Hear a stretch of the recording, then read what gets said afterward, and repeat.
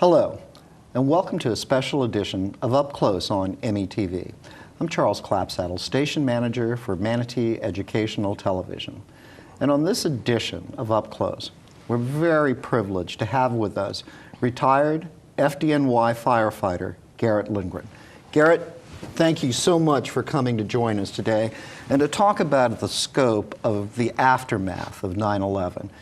We've just celebrated the 14th anniversary of the 9/11 bombings.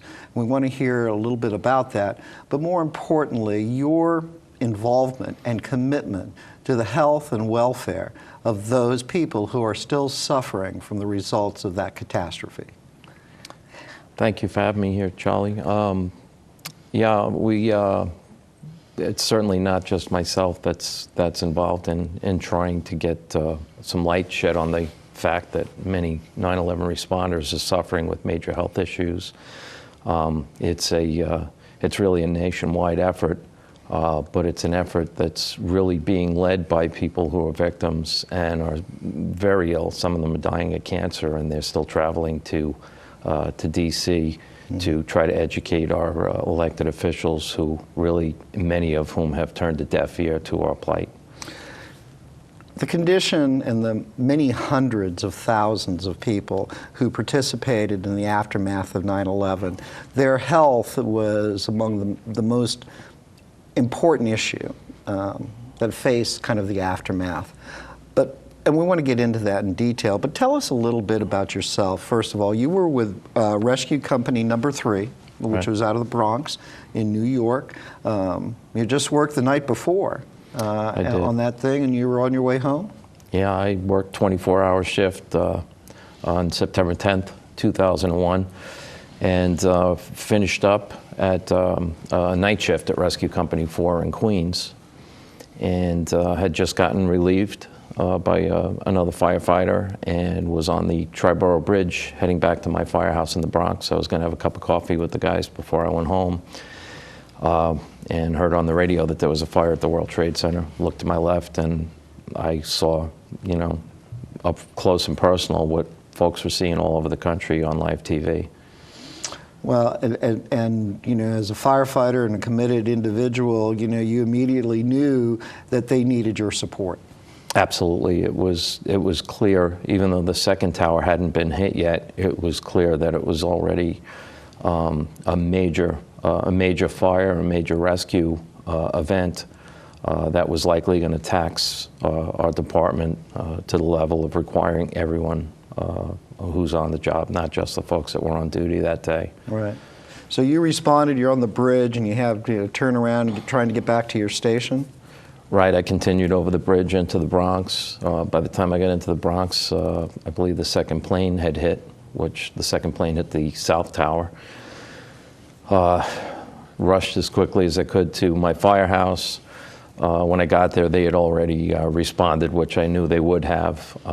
There's only 5 heavy rescue companies in the whole city. There's one in each borough. An event like that, they generally all would be assigned. Right. So they had already responded with the on-duty crew, and because it had been the change of shifts, there were still a couple of guys there who had just gotten off duty, and they also responded. So at that point, my goal was to start dialing the phone in the firehouse and notifying everybody that was off duty to what was going on and to come in. But before I could even do that, my captain and a couple of other off-duty members showed up, and we just grabbed our gear and headed out. Mm. The turmoil, the anxiety of having to respond to something this large, citywide, every firefighter, retired firefighter, EMS person, all responded, to the situation. Yes, yeah, absolutely.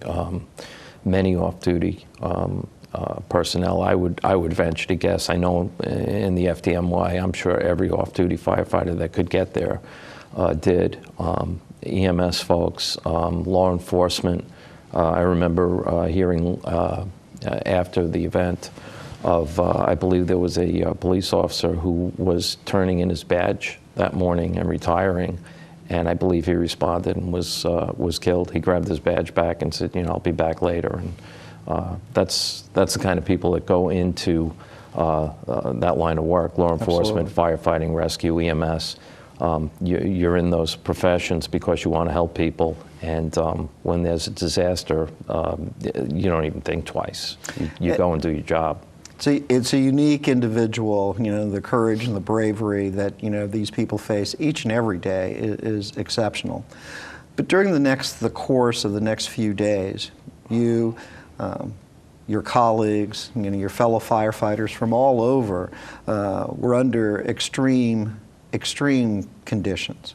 And tell us a little bit about what you experienced, Garrett. Unthinkable. I can recall at one point one of our very senior officers, I don't remember if it was a lieutenant or a captain, but he probably had 36, 37 years on the department, had worked through the FDNY's war years in the late 60s and early 70s. And he reminded us that what we were doing there was the most dangerous thing we had ever done on the job. I don't think any of us were thinking that way at the time. We were just doing what had to be done, but it was uncharted territory. It was the largest building collapse to ever happen anywhere, and it was actually 2 110-story buildings, acres and acres and acres of rubble in diameter, and then varying heights of debris pile. It was just it was more than you could take in. It really was. I had over 20 years on the department at that time, and thought I had been to just about every kind of emergency and disaster you could ever respond to, and to the point where we even were anticipating a terrorist attack. We were getting intelligence updates from the federal government to keep us prepared. We were practicing for various types of terrorist attacks. And this was not even close to anything that we had been told to anticipate. Completely unexpected. Out of the left scope field. And the severity of it is unprecedented. And during those days, those hours immediately following, it turned into a recovery action. FDNY lost over 300 firefighters that day. 343. It was just staggering when you think of that number. Many of them your friends and your colleagues that you worked with each and every day. EMS, police, Port Authority individuals. Absolutely. Not even counting the individuals, the civilian population that perished. So during the weeks and the days that followed, it really turned into kind of that war zone as you and your team of people and everybody involved began the recovery process. And it was very dangerous during this period of time. Tell us about that. Well, just the sheer volume of what we were dealing with, the collapsed debris, the unstable areas, the fact that there was a tremendously hot fire burning at the core of this thing that we had to work on top of was danger enough. But you needed to add to that the fact that we all were not only responders, we were actually victims. Right. Normally when there's a fire or a building collapse, somebody pulls the fire alarm box or they call 911 and we respond as the responders to take care of the incident. Well, in this case, we did respond to take care of the incident, but 343 of our firefighters and 70 law enforcement personnel were among the missing. That adds a tremendous psychological pressure, I guess you could call it, to the event. And, you witness and experience a lot of traumas when you're in these types of fields of endeavor, firefighting, police, EMS. This is beyond anything you could imagine because you're dealing with the largest building collapse to ever happen, probably the largest fire to ever happen, and certainly by far it was the largest loss of life ever of firefighters at one incident and the largest loss of life of police officers ever at one incident. We were kind of realizing that as we were doing what we do. So it was placing us in even a greater level of risk because we really were having trouble focusing. We were doing our jobs. And I can imagine that too. I mean, as you're going through there and trying to do the best to contain and recover and just kind of sustain, the perimeter there, in a safe environment, you're thinking, where's this guy? Yeah. What happened to this guy? What happened to these people? And these were all your friends that, they were either in the tower or, on the way up the tower or something. And when you start hearing that and you start, they're gone, he's not here, when there's no response, aside from the sheer physical exhaustion that you're experiencing as moving among the debris, you're having this this information come in that's affecting you. Absolutely. It was, I remember the first day, all we had was rumors. And there were many rumors going around the pile as the day went on as to who had seen who. And in one case, we were told that one of the guys that was missing, who we all cared for very much, we had been told that someone knew for a fact that they had seen him carried off the pile on a backboard and that he had been taken by fireboat to New Jersey and taken to, I think, Jersey City Medical Center. And that turned out to be not accurate at all. As a matter of fact, I believe up till this point in time, the only thing that was ever found of him was his helmet, which, there are still I think around 200 New York City firefighters who are basically, they're still missing. They were never identified. So, but early on, we really did, as you said, we really did have that issue of we weren't really sure who, at any given point in the day, who's missing, who's not missing. I was on the missing list the whole first day. I didn't know it. I found out 11:30 at night when I bumped into one of the off-duty members from my company who he was staring at me like I was a ghost. And suddenly just threw his arms around me in a bear hug and said, "Man, thank God you're here." And he said, he looked at me and said, "You don't realize it, I guess, but your name's on the missing list." Wow. At the command post. Wow. Yeah, so. Well, and during that period of time too, I mean, you're struggling to recover people. There's distress out there. There's people that may have survived the collapse that you're trying to find and things. It's a tremendous physically taxing thing. But at the same time, there's such a wave of people who are participating. You have fire, rescue, you have police that are helping there, you have construction people that are helping to move things, you have public works people that are trying to help in any manner that they can to make it a safe area again. There's thousands of people, hundreds, I would chance to say thousands of people who are participating in the recovery of the initial collapse. Is that correct? Oh, absolutely. There were folks from all those walks of life that you just illustrated. I know early on, at one point, there were firefighters from Chicago on the pile.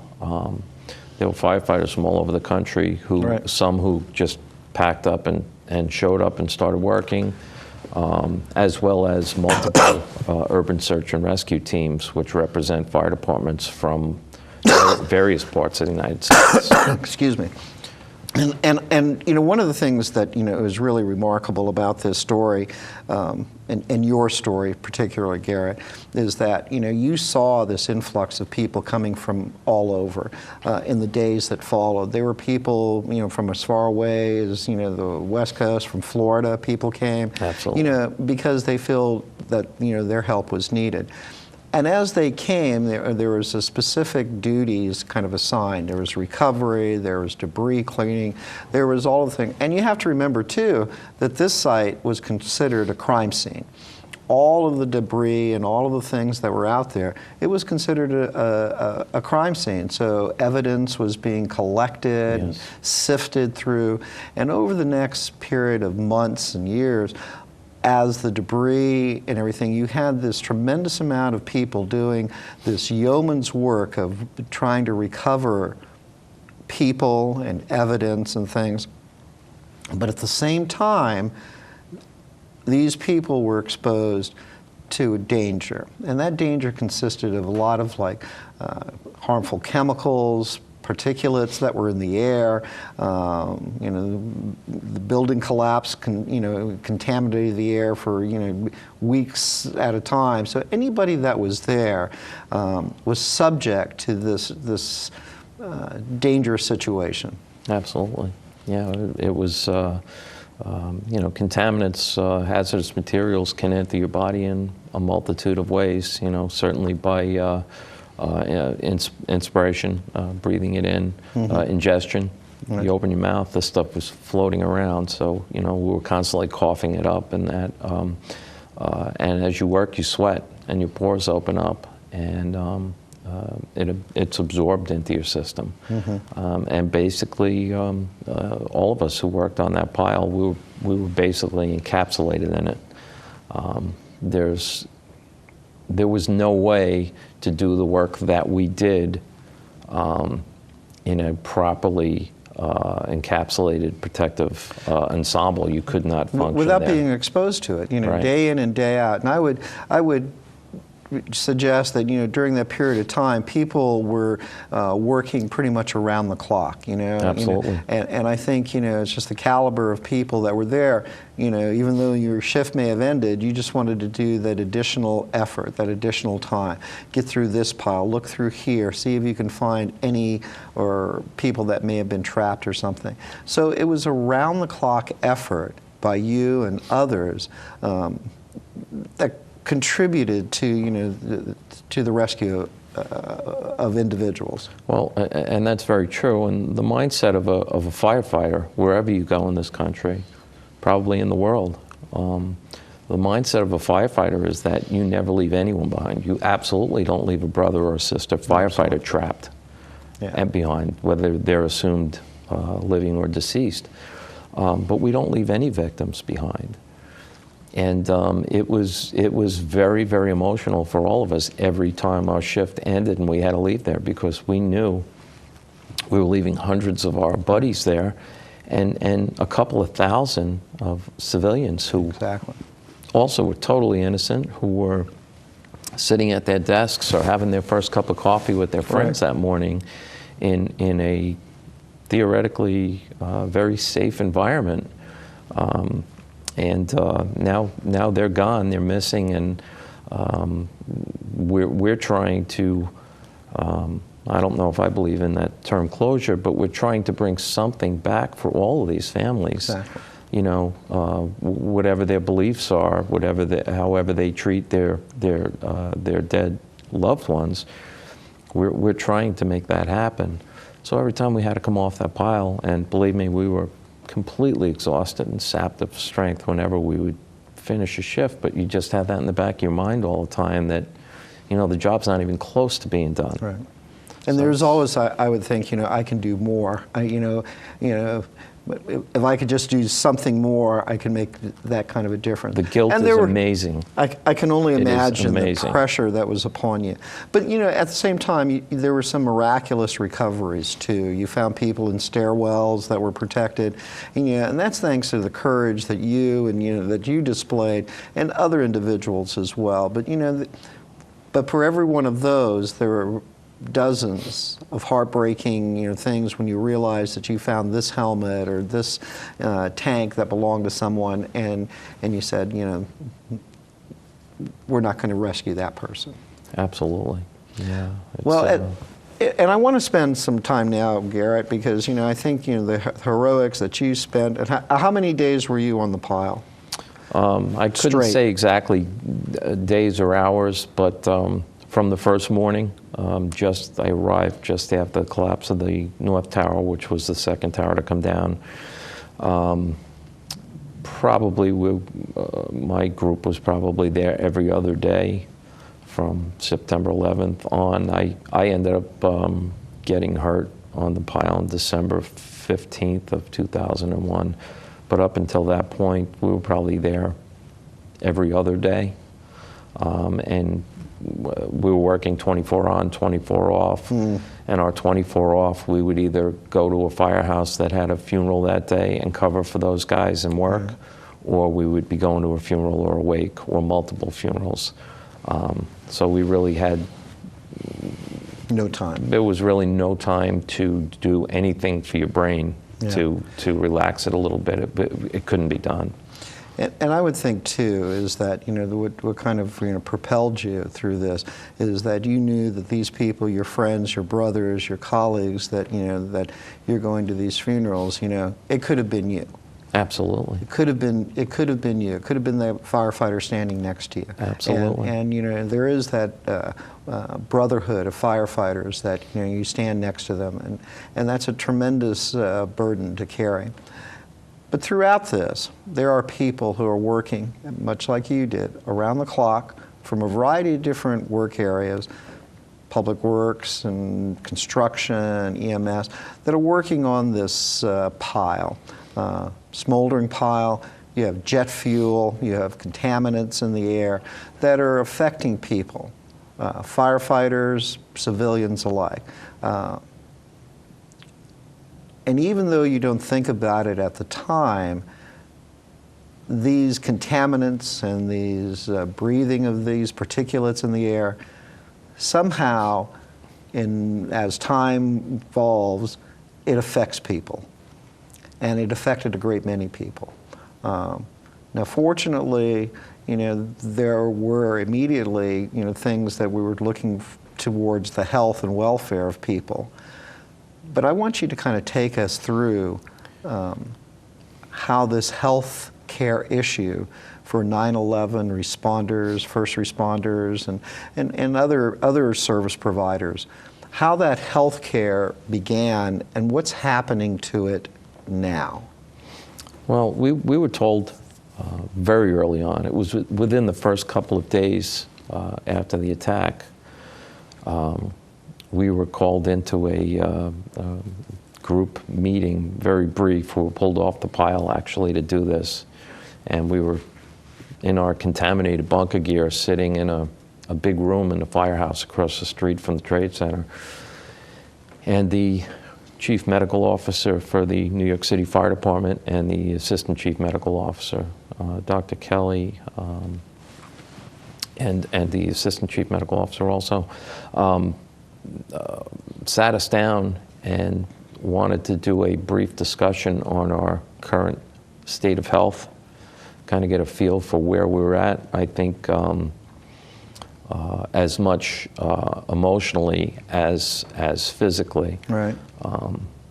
As we pretty much pointed out, probably all of us are emotionally a wreck, but we're doing our job, and you've got nobody else because every one of us is probably in a tough state of mind. Exactly. But what we found out too was right away, medically, physically, all of us already had something that they were calling Trade Center cough, which basically was, in many cases, uncontrolled coughing. You just couldn't, it was hard to get a breath without coughing. And what they did right then and there, they had cases of inhalers, and they started handing out, I guess they were like Proventil or some type of asthma type inhaler, just as an initial Band-Aid to try to do something for us. But as I remember, that early on, within the first couple of days, our fire department doctors were already telling us this is going to have far-reaching health effects on all of you. And they actually, I should point out, it was Dr. Kelly and Dr. Prezant. They both were at the command post when the collapses started, so they personally were exposed. And I believe they're still active in the department. They're both chief medical officers now, and I believe they both have health issues from 9/11 because they were right there when it happened. And I can only imagine that, in the thick of things, with the air heavy with all of these contaminants in there, how it affected each and every person that was involved in the recovery and the rescue that had to be done. So from the immediate beginning, almost immediately after, the tragedy, rescue people, first responders started to experience these health-related issues, which I can only imagine, I'd like to hear your thoughts on, kind of exacerbates itself over time that, like a year from now, from a year from the event or 2 years, these conditions start to even worsen. Oh, absolutely. Yeah. Thousands of firefighters from the FDNY have been forced to retire specifically because of that fact, that as the years started to go on, conditions that they initially seemed to be able to still do their job while enduring, were getting to the point where they could not function anymore. Right. They couldn't climb stairs. They couldn't get lung any capacity, tiredness, all of those things that come from some kind of breathing, effect are affecting all these firefighters who are in the prime of their career. Dr. Prezant, again, one of our chief medical officers, is a pulmonary specialist. He's, I believe, the head of pulmonology in I don't want to say which hospital because I forget which one, but it's one of the hospitals in Manhattan. Very knowledgeable and has really dedicated now his expertise to 9/11 health. And I believe he has determined that the average first responder that worked at 9/11 has lost significant amount of lung capacity to the point where many have, I would say, like 30-year-old, 40-year-old firefighters now have the lung capacity of somebody in their 60s. See, and that's because of the fact that they were working and dedicated, during that period of time in this particularly, dangerous area, breathing almost continuously contaminated air, all the particulates that were in the thing, cement and all of the stuff that was just laid heavy in the air. Absolutely. And over a period of time, I would think too, is that, and I would suggest too, the firefighters are a pretty hardy bunch, tough guys, who, if they get a little cough or a bang or something like that, they can get through it. But over a period of time, everyone starts to say, well, this isn't right, this isn't, I don't feel that well. Not only that they didn't feel that well, it actually reached the point where they physically could not do their job. As I said, a lot of what a firefighter does is climbing stairs, carrying heavy equipment, climbing aerial ladders 100 feet in the air, carrying heavy equipment. It's tough work when you're physically fit and you're healthy. My orthopedic surgeon said to me one time, he said, I know you folks don't look at it that way. He said, but being a sports medicine doctor who had done quite a bit of time as team physician for some professional sports teams, he said, in my eyes, firefighters are professional athletes who are at a disadvantage, whereas when a football player or a baseball player comes on the field before the game, they get to do a warm-up. He said, you guys go from 0 to 120 in seconds. Like that. Without the luxury of getting to warm up and stretch. So, we did have to be in very good shape to do that job. And when you start finding that you climb one flight of stairs with a pack of hose on your shoulder or carrying some forcible entry tools and you can't get your breath, something's dangerous. Really wrong. Right. And especially, for individuals who are at the peak of their physical fitness and, train themselves and who know the capacity of which they were able to do work, I would think the beginning of these conditions are starting to manifest themselves after a period of time with a variety of different, firefighters at different stages of their career.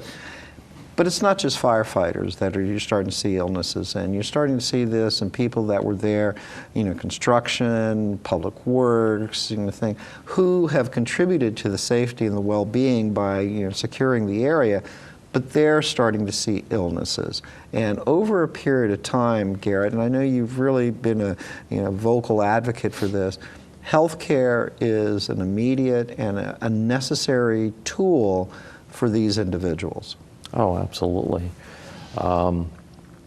As you say, they come from all walks of life. One group that wasn't mentioned, but certainly needs to be recognized, is the many American citizens who contacted the Red Cross and contacted the Salvation Army and volunteered and signed up. Right. And they would be allowed to come to the site for 2-week stints.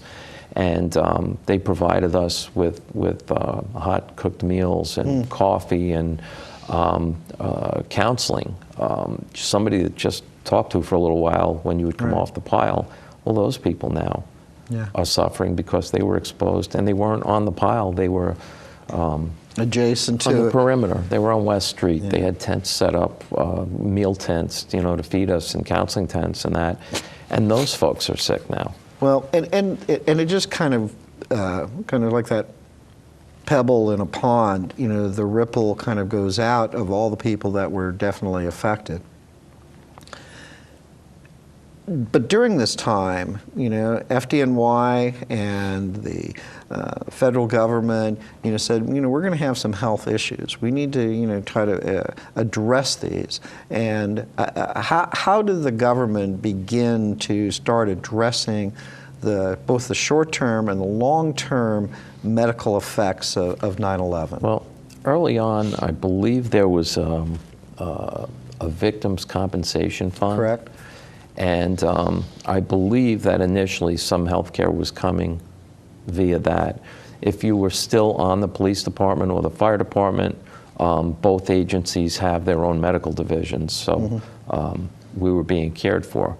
But as in my case, I was very quickly put off the job after I got hurt. And at that point, I was really on my own. Which can be kind of, like staggering, because if you're starting to develop health issues as a result, here you are trying to manage this. It gets very expensive very quickly. Without that kind of compensation or without that care and attention that all firefighters deserve. Even with some health insurance, there's co-pays. And, absolutely. When you start looking at the, I consider myself to be very lucky, because although I do have some illnesses that are causing me some hardships, even with that in mind, I have a large box at home of medications that I'm on, and if that was all coming out of my pocket to pay for it, I'd really be in tough shape, and we are heading that way now. But I want to talk about that in detail, because there was a point as FDNY, you still, you've been retired now for a period of time, you still have to go in for periodic checkups. Annual, yes. Every year. FDNY requires it? It's made available. Now that I live in Florida, it had reached the point I have a problem with my immune system, and because of that, the doctors didn't want me flying anymore, because it seemed that every time I'd get in a plane, by the time I'd get off the plane, I'd be sick because of the immune system not working well. Any germs that were in the air in the plane, I would pick them up.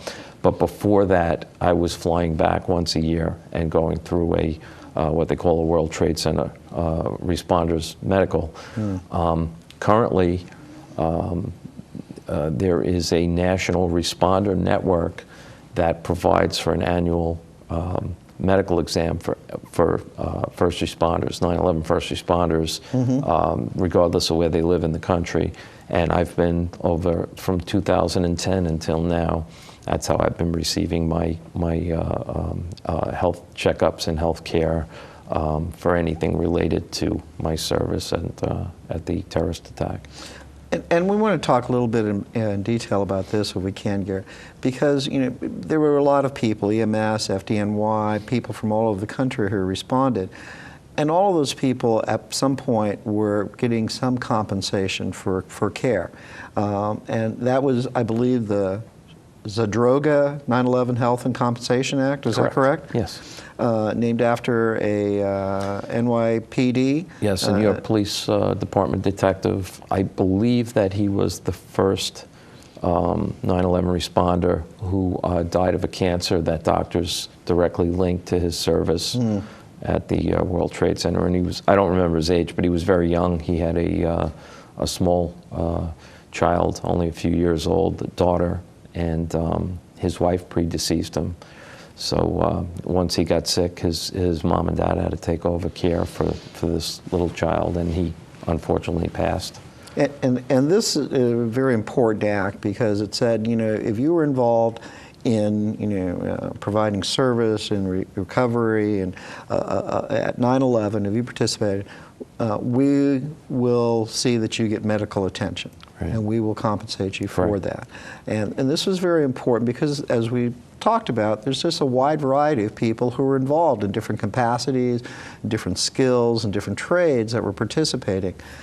However, at some point, there comes the thing where the Zadroga Act is only going to be funded through October of next year.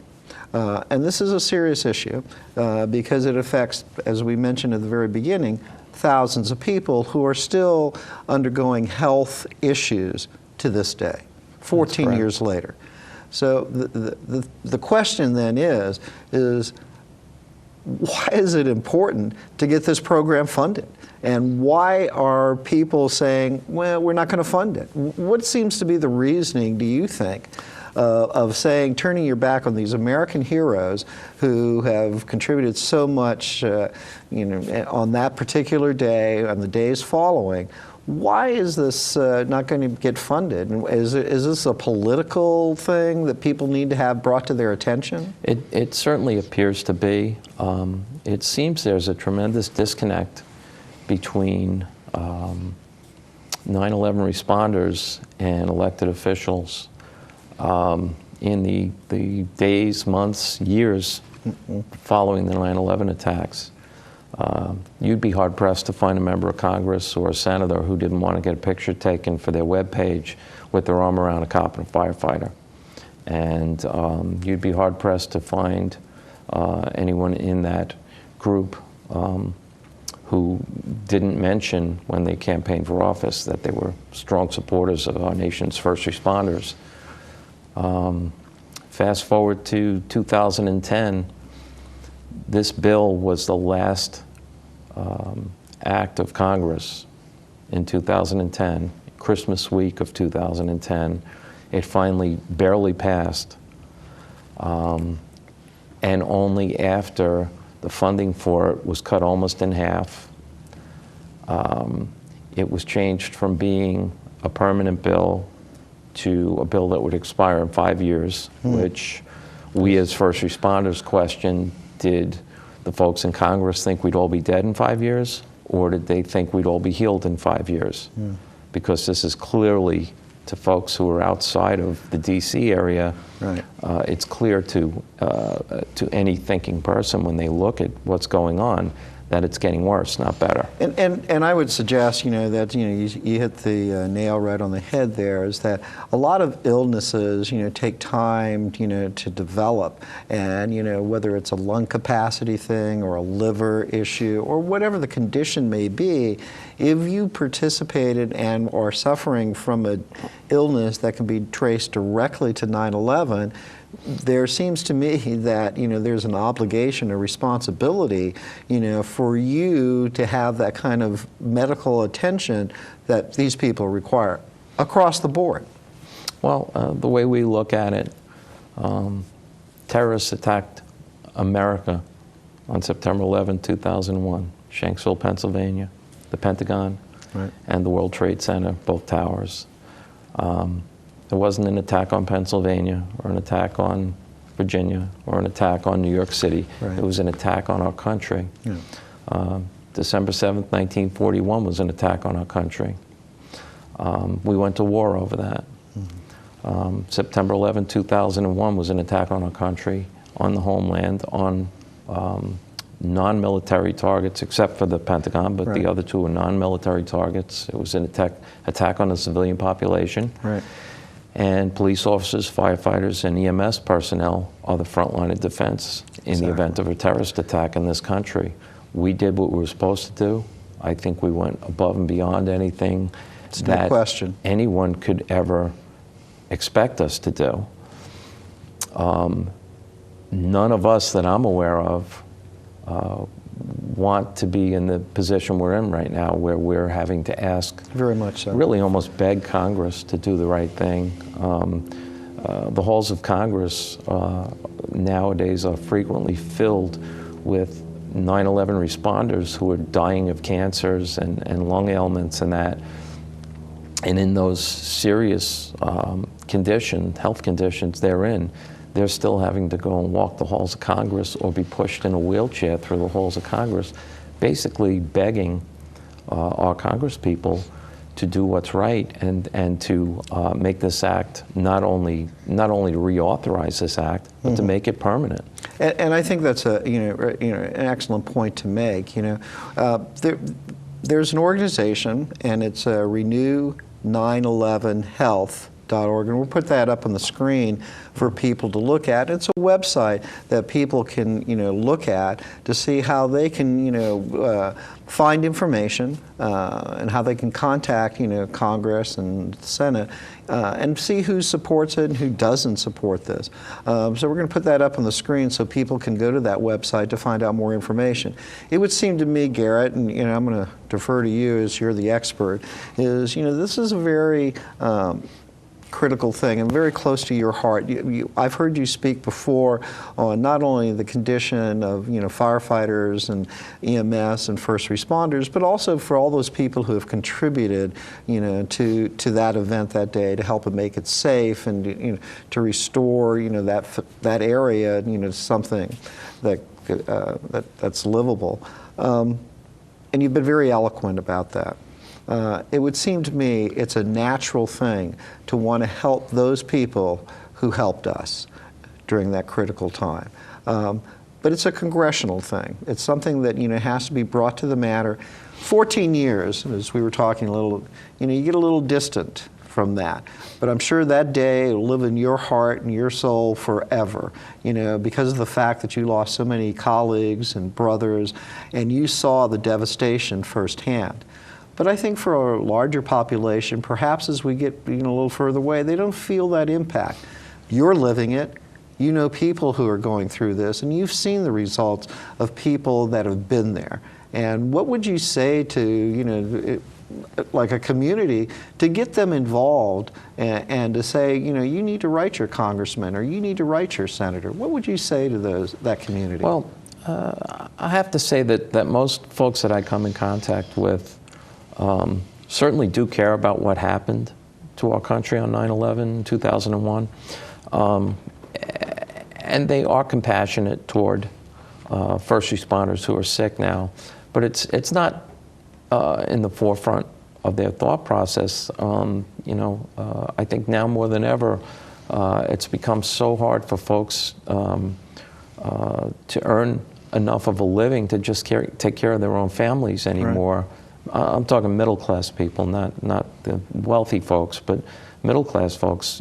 It's very difficult for them to make ends meet. I think people work longer hours, and their lives are very busy. And the further we get away from that, 14 years now, the less that it's on their minds, unless, as you're very kindly doing right now, you're pointing to the events and reminding people. But other than around the 9/11 anniversary every year, people don't hear much about it. Right. Unless they know someone who's directly affected by it. It's probably not in their thought process. But I think when they're made aware of it, when people are made aware of the fact that over 70,000 people that were at 9/11 are enrolled in this health monitoring program now, and over 30,000 of those people are suffering from 9/11 related ailments. Staggering. I think certainly to every caring American citizen, I think they'd be outraged to know that the people who, without hesitation, ran into the danger that day. I mean, we all knowingly ran into an active terrorist attack. Not because we are chest beaters or Right. Superheroes. We're people who were sworn to protect other people, and we did what we were supposed to do. And I would think that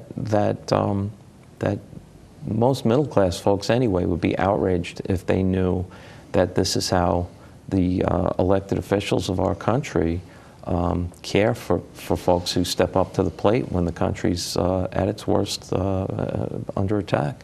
And I would suggest too, Garrett, you know, that and we spent a little time on your story, but you know, you and all of the other people did heroic things in the aftermath of 9/11, and it's staggering to think. But to you, it wasn't heroics; it was just doing your job. The results of 9/11 live on, and it lives on with people's continuing health issues and problems. And we, I would say to you, as a country, as a nation, have an obligation to those individuals to try to do the best that we can for those people who responded on that day. And I would urge people, you know, to go to the website that we pointed out, renew911health.org, and see how perhaps they can find out information on how to write their congressperson, how to write their senator, how to you know, create a greater awareness about the sense of what needs to be done to continue the health compensation for these people who went through so much on that day and the period afterwards. And I would also suggest to you, Garrett, that you know you're a very quiet leader, you know, but at the same time, you've really taken up the mantle of making people aware about this situation, and that in itself is very heroic, because you know you still care about the people that are out there that are undergoing, you know, health issues. Who are undergoing types of cancer, and that, you know, is just as vital today as trying to rescue that person from a burning building. And for you, I really salute you for your efforts in trying to do this. It's truly a great effort, and what you've done over the past few years of kind of create a sense of awareness about this condition, about this situation, is very important. Well, I appreciate that. I think people need to realize also that wasn't a once-in-a-lifetime event. Terrorism is really something that I think everybody in this country is aware of and concerned about. And we never know when a terrorist attack is going to happen again. We don't know where it's going to happen. I've been fortunate on occasion to be permitted to talk to first responders here in Florida, Manatee County, Sarasota County, and I always go out of my way to remind them that the next terrorist attack could be down the street from their firehouse, it could be in the next city from their firehouse. They're going to be there. They're the front line of defense. Our local police, fire and EMS are the front line of defense. And I also remind them, every time I get to talk to them about 9/11, I also remind them, be aware of the people that you vote for, because you can see right now how they've really kicked 9/11 responders to the curb. And certainly we have tremendous support from the first responders down here. They care about what's happening to us, but I want them to realize that even though they support us and they care about what's happening to us, it could be them next, God forbid, but it really could. Well, and I think too is that I think listening to you and finding out how important it is for people to really know that there are people out there that are suffering as a direct result of 9/11 to this day, 14 years after the event. And you know, thanks to people like you, Garrett, who are keeping this in the attention and creating a sense of awareness, you know, for this community, for other communities around the country, is so important. I would encourage people to go to the Renew 9/11 911health.org. Take a look at it, see how perhaps they want to contact their congressman, local congressman in this region, throughout the country, to see what they can do to kind of create this sense of awareness. It's very important that these people that did so much for this country have the continued care and compassion that we should have for everybody that participated. And I would just like to thank you, Garrett, for participating in this. We've had the opportunity to interview you before, and you've done some wonderful things with the Tribute to Heroes programs. You hosted another program about kind of the minute-by-minute thing that was happening. We consider you not only a great asset to this community, but a real American hero because you've done so much. And I just want to thank you very much on behalf of METV for participating. Well, I really appreciate the fact that you continue to shed a light on the ongoing effects of 9/11. And if I might, before we go, I'd like my fellow Floridians to realize that the state of Florida has the third highest number of 9/11 responders who are being cared for under this Zadroga healthcare bill.